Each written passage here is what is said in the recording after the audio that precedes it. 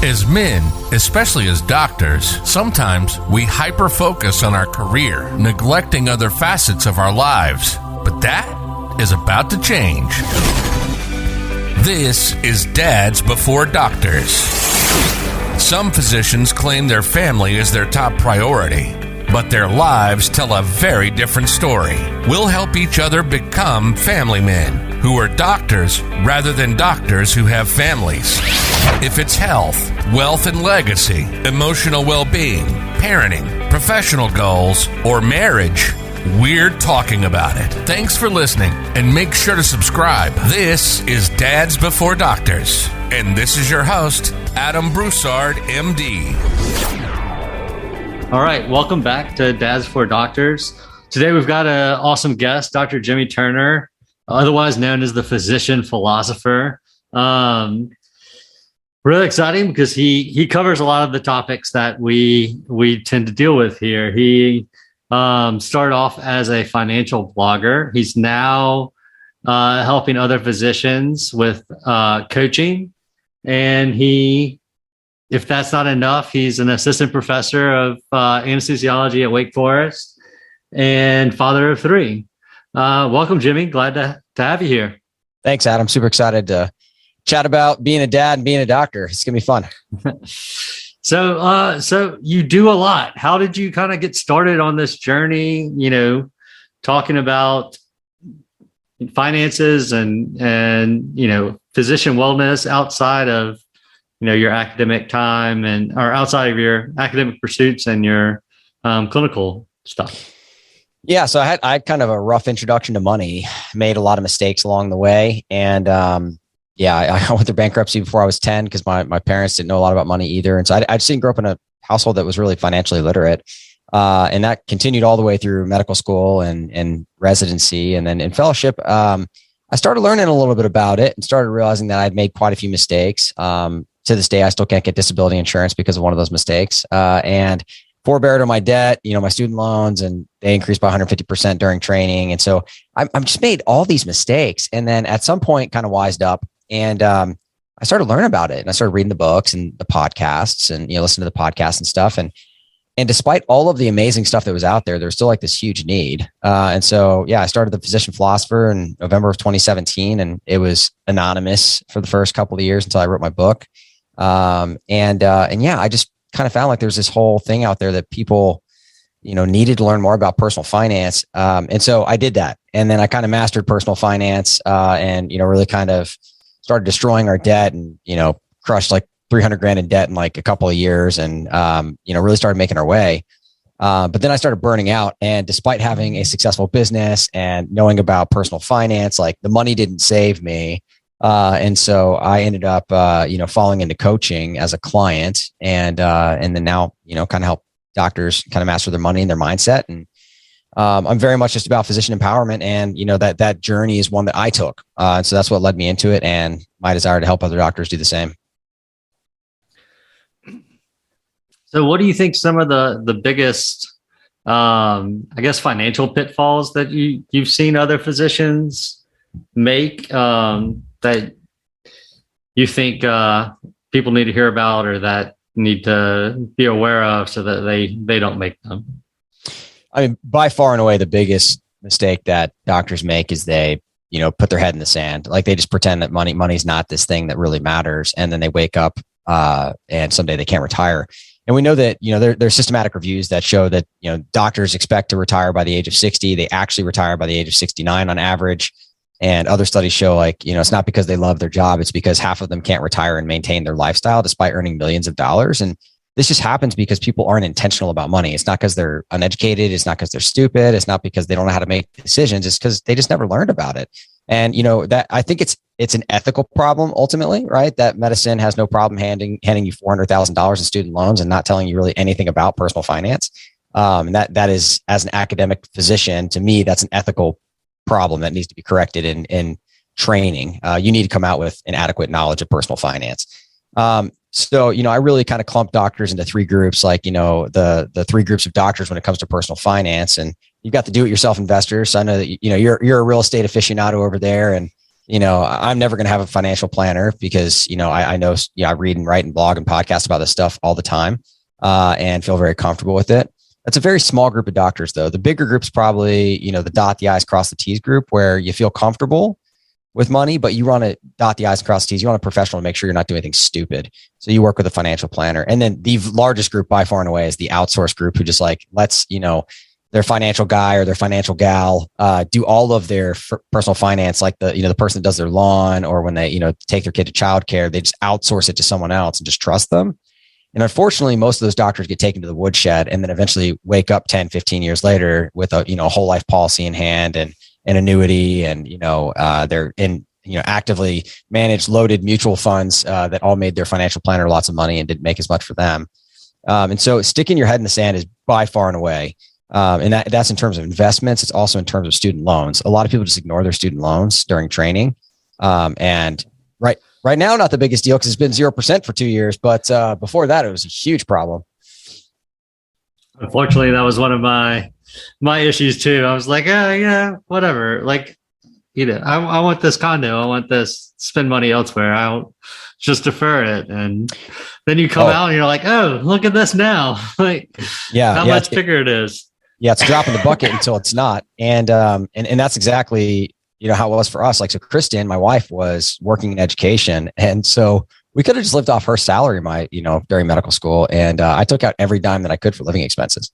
Mm-hmm. I actually had a full tuition scholarship in college or in medical school, and ended up coming out with $100 and something thousand of literally living expenses. And then that just compounded. And then we added my wife's, master's degree program, and all of a sudden had, over $200,000 in student loans. Wow, that's crazy. Yeah, I think I ended up with $230 when I started repaying. That hurt. Yep, it does. So I think there's also those doctors that have, found you earlier, found some of the other websites and podcasts that are on that financial independence, retire early track, and it's all or nothing. That's all they're doing. What do you say to those physicians that can't look at or think about anything else but accomplishing this number and picking up all these shifts, going moonlight all over the place? Yeah, we could probably do another 4 or 5 episodes just on this one question. So FIRE, ultimately, I would love it if every physician could practice medicine because they want to and not because they have to. And I mean that both from a financial standpoint as well as from a mindset standpoint. Unfortunately, most doctors are kind of in their situation, and they have their student loans, they have their lifestyle, they've got the non-competes in their contract, they have the student loan debt, so on and so forth. And the second that gear gets flipped, and actually I have to be careful about this in academics because I teach a personal finance elective for, or certificate program for our 4th year med students at Wake. It's a 10-week program. And I often kind of wonder, I wonder what would have happened if my entrepreneurial mind had been turned on in medical school or residency, and would that have been a good thing? Because I don't know what I would have done, but knowing that there's this entire world outside of medicine, that you don't have to go through this very, step-by-step path that we all go through, that you can actually branch outside of that and use your degree for lots of different things. It's challenging because once that it's like the Matrix, right? The red pill or the blue pill, right? And all of a sudden you're outside of it and you're like, whoa, this is how it really is. And so a lot of people, what they end up doing is falling into the FIRE community. And then every decision that they make, every financial decision they make ends up getting put through that crucible. And they have to decide, okay, is buying this one thing, is it really worth delaying my financial independence? And I cannot tell you the number of clients that I've spoken to, I'm sure you've spoken to, Adam, where they literally are in a life that they don't really like. And when you get down to brass tacks, the reason why is because if I make a change, the change that I need to make, and then I know what's best for me and my family, it's going to delay my financial independence. And they literally won't do what they need to in their life because they're afraid of delaying if I do that, right now I'm going to retire at 45. And if I do that, I'm going to retire at 48. And it sounds so obvious, but you have to point out to these people. And then the light bulb goes off. Hey, so would you rather work in a job that you hate until you're 45, or delay your retirement by a few years and actually enjoy your job every day? And they're like, oh yeah, well, I guess when you put it that way, it's like, but like the Kool-Aid is so strong that they just have a hard time backing away from the financial aspect of things. And so I think that there's this gradual pathway people go through where they get like really, really, really, really excited about fire. And then they eventually start to realize that, oh, money is not the answer. It's not the end all be all. It is a tool. Right. And eventually they come off that cliff, hopefully. Yeah, exactly. I mean, I think it's definitely, all about the mindset and kind of taking them, step back and examining, kind of like you mentioned. But I really agree with your thought on what would have happened with the entrepreneurial stuff in med school. Because, I've been part of a few different masterminds recently. And when you get your eyes open to some of that stuff, you're like, what have I been doing? Like, yep. Yeah. And people ask me all the time, they're like, hey, like, do you teach your students or, your residents about, about business or about entrepreneurship or, all this other stuff. And I just have to be careful because like really, and it's interesting. If you read Adam Grant's book, he's got a book called Originals. And a lot of us think that like these people that like stepped out and like they became this big name and whatever, it's Steve Jobs or, Zuckerberg or whoever in their space, that they just like took this massive leap of faith and it just worked out. Right. Like, the Elon Musks of the world. Mm-hmm. And that's not really how it worked. Like typically most of these people like continued making steady income and whatever they were coming from until they knew that the idea had a really high chance of success. And then they did it. So they kind of straddled both worlds for a couple of years. And so, it's like when you think about it that way, you're like, well, I mean, maybe the best advice is for them to at least have this thing to fall back on, which now where you and I are, we can practice anesthesia and make good money. If something doesn't work out, but like if you just go straight from medical school and you don't go to residency and you use your MD in a variety of ways, like that could work out really well for you. It could also, end up being a very tough road to hoe. A lot of loans to repay. Yeah, exactly. So you're teaching med students, teaching residents. You've got 3 kids, right? Three kids. Husband, father, and then you have your businesses on the side. How are you being able to balance all this? How, to take time to make sure that you're nurturing those relationships while keeping up with academics, to keep moving up the track of professorship and whatnot? Yeah. So the answer is that early on, I didn't do it well. I burnt the candle at both ends. And so I would work on my business in the nights, the evenings, the mornings, the weekends, and, practice medicine, and, make it to my kids' stuff, as I was able. And that didn't work out so well. I realized pretty quickly that I was going to have to start saying no to a lot of stuff, because, I think it's tough when you're a physician, right? Because all of us have a lot of different talents and skills and ambitions. And so just because you can do something and just because you're really good at it doesn't mean you should. Like that's a very different thing. And I had to wrap my head around that. Like just because I could, give all these talks and just because I could be on this committee and that committee and just because someone wanted me to help with X, Y, and Z doesn't mean I have to.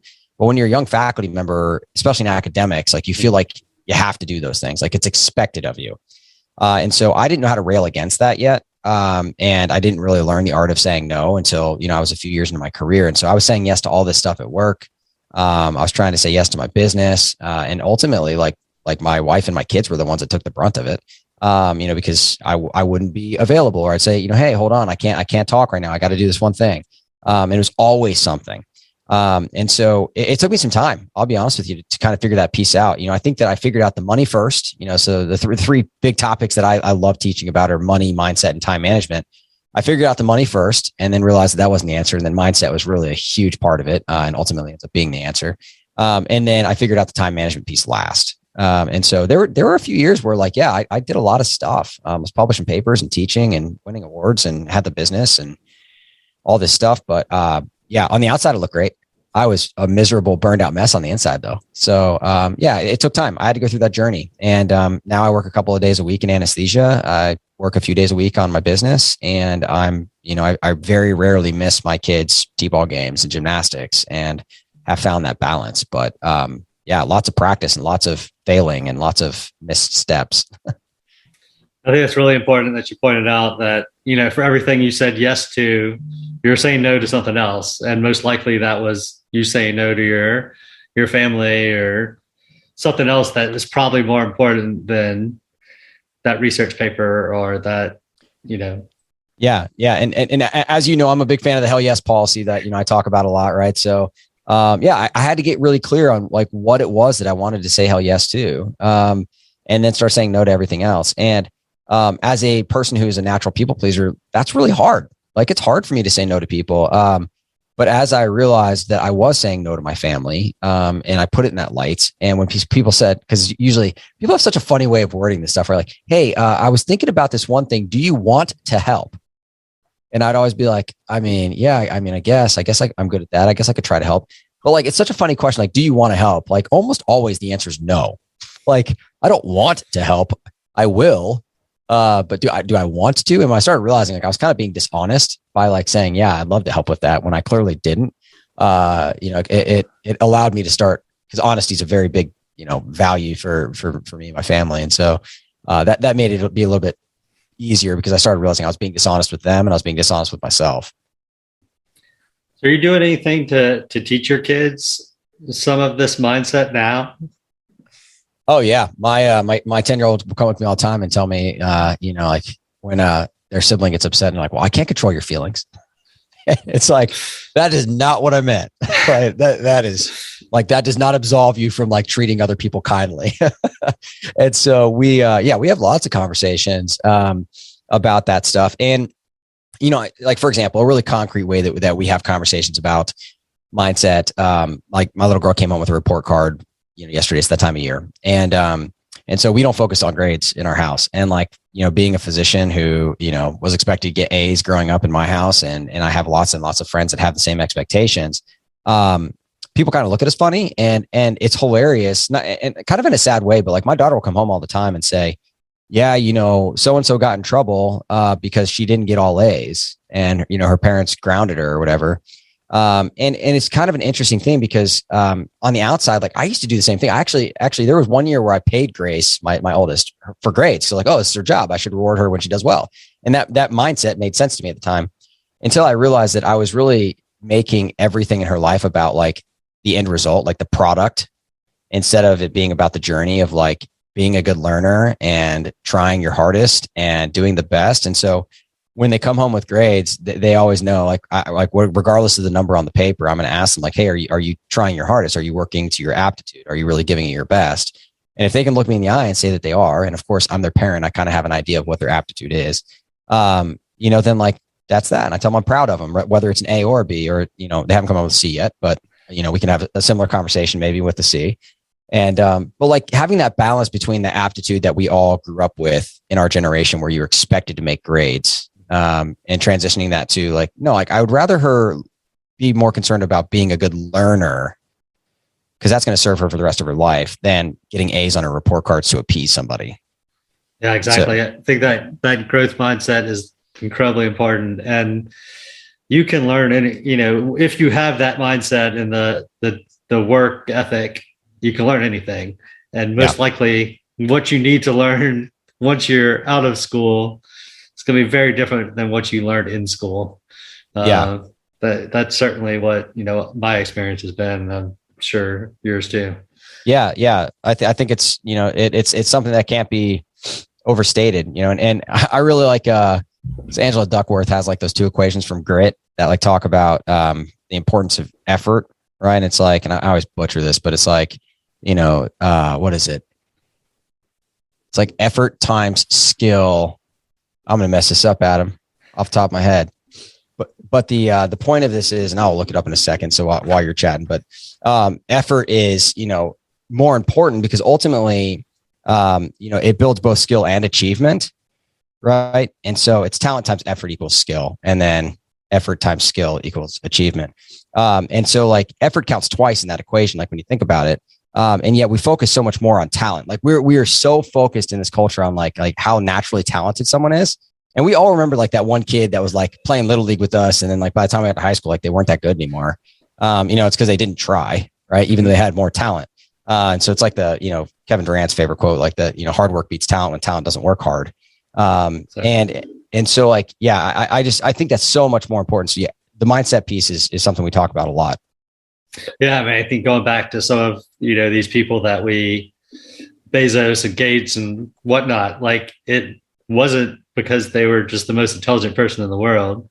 And, Richard Branson, he will say, he's like, I don't know anything about flying an airplane. Like, I just found people that did. Like, yeah. And I worked my butt off to make the company successful, but mainly in doing so is finding people that did know those things. Yep. Surrounding yourself with people. Huge thing. Yep. Absolutely. Yeah, I think, absolutely, as cliche as it is, surrounding yourself, your net worth is your network, and all those variations of that, like the 5 people you spend the most time with is absolutely true. And, if you can, surround yourself with other people putting in that effort, you're going to, change your trajectory.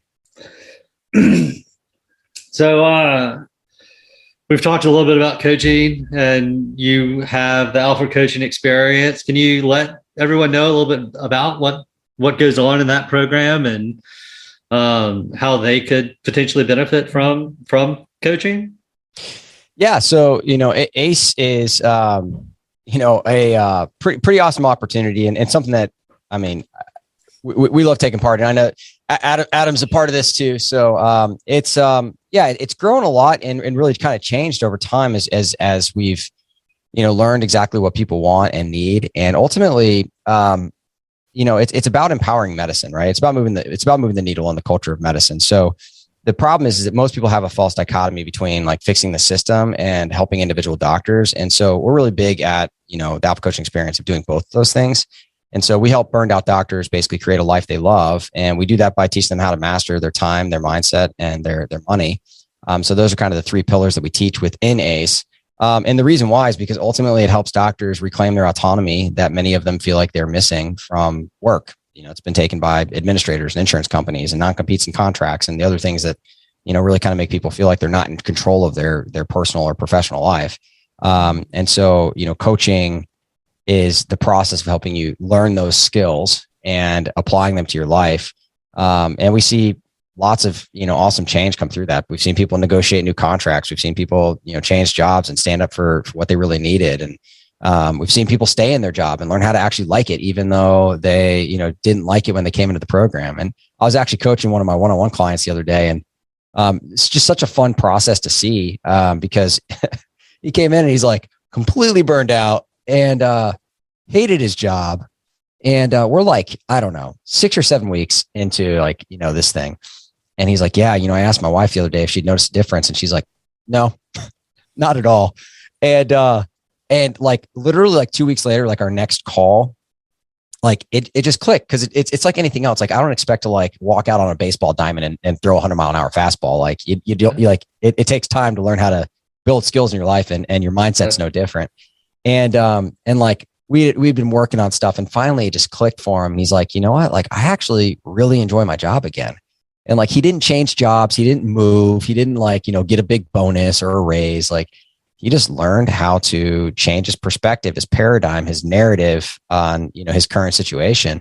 And it was just so fun watching that light bulb go off. And that's exactly what happens inside of ACE, right? Is watching doctors really learn this skill set that honestly should be taught in medicine. And then apply it to their life and end up creating a job they love.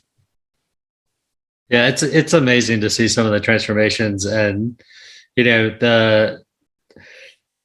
once you're in that space and like that you're in that mindset, and then you're with your colleagues that aren't. Mm-hmm. It's like, whoa, like come on, guys. Like it's so simple. Just think of it this way, and it's just coaching's kind of a funny thing. It's kind of like Kierkegaard. So, Soren Kierkegaard's philosopher, and he's the guy that came up with like where leap of faith comes from.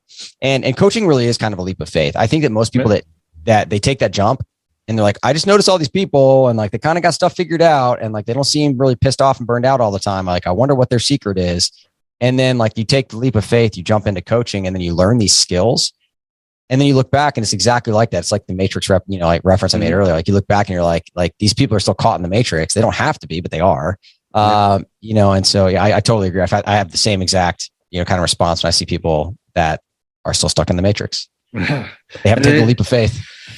Yeah. Think of, how different, healthcare could be if more people knew, like if your patients, especially pain patients and stuff like that, like if you could just help some of that mindset, and if more physicians were aware of this and could use it in their clinical practices, even like I agree. Yeah, the ripple effect would be huge. And I was actually texting back and forth today about that exact thing with someone else who was pointing out like, hey, like, my interactions with you, like are a ripple effect, for you. And then like I interact with my, residents and students, and like I teach them some of these skills that you teach me, and like just that downstream ripple effect that we all have. And so, yeah, I think that I really do think we're on the precipice of this needle, moving pretty, in a pretty dramatic way for the culture of medicine. And I'm super excited to be a small part of that. So it's really incredible to see both on an individual level and the potential it has for changing the entire industry. That's awesome. I'm glad to be a part of it too. So what is a question that people don't ask you that they should? What is a question that people don't ask me that they should? That's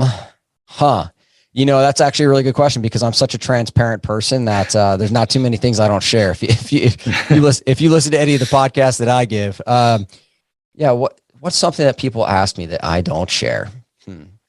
I think that, or that you want to share that no one has asked you about. I think I'll go back to that kind of question you asked me earlier about like, how do I get everything done? And the question that people don't ask me is like the structure of support that I have around me. And so, like my wife is an absolute saint. I mean, like easily the best person I know. And so like none of what I do could even possibly have happened if it weren't for her. And, and I think that people have this misrepresentation that like life, like marriage and relationships are 50-50. Like you give 50%, I give 50%. And our experience has been more like, hey, sometimes I suck at life and she's giving 70%. And then sometimes she's having a hard time and I'm giving 60%, and kind of this, give and take process.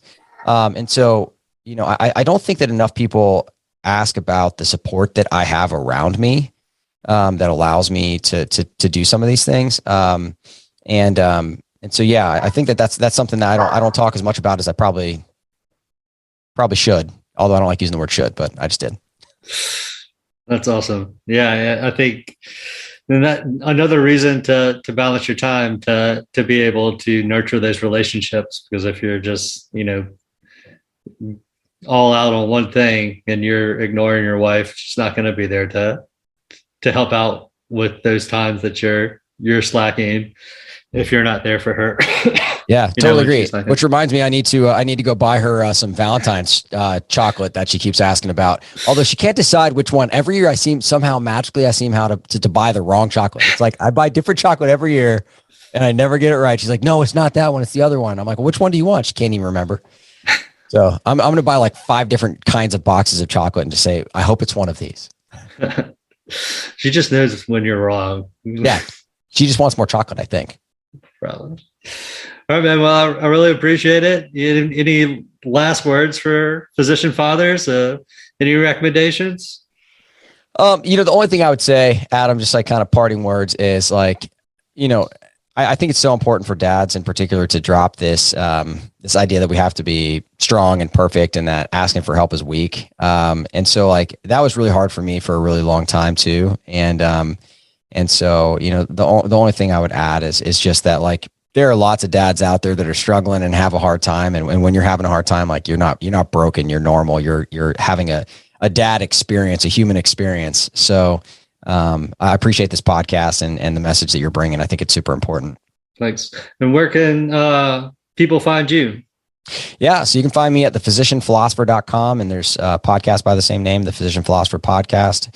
Those are probably the two easiest ways to find my stuff and to hear what we're doing. Awesome. Thanks, Jimmy. Good chatting with you. Likewise, Adam. Thanks for having me on, man. Good luck finding chocolate. Thanks.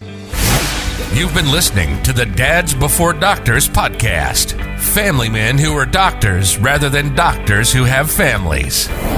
In an evolving and ever fast-paced world, we cannot lose sight of our real priorities. We hope you enjoyed the show. We know we had fun. Make sure to like, rate, and review. And tell a friend about the show. We hope you've gotten some useful and practical information from the show. And we'll be back soon. But in the meantime, hit the website at dadsbeforedoctors.com. Questions, comments, suggestions? Email adam@dadsbeforedoctors.com. And find us on Facebook and Instagram at Dads Before Doctors. Remember, the host of this show is not your doctor, your coach, or your financial advisor.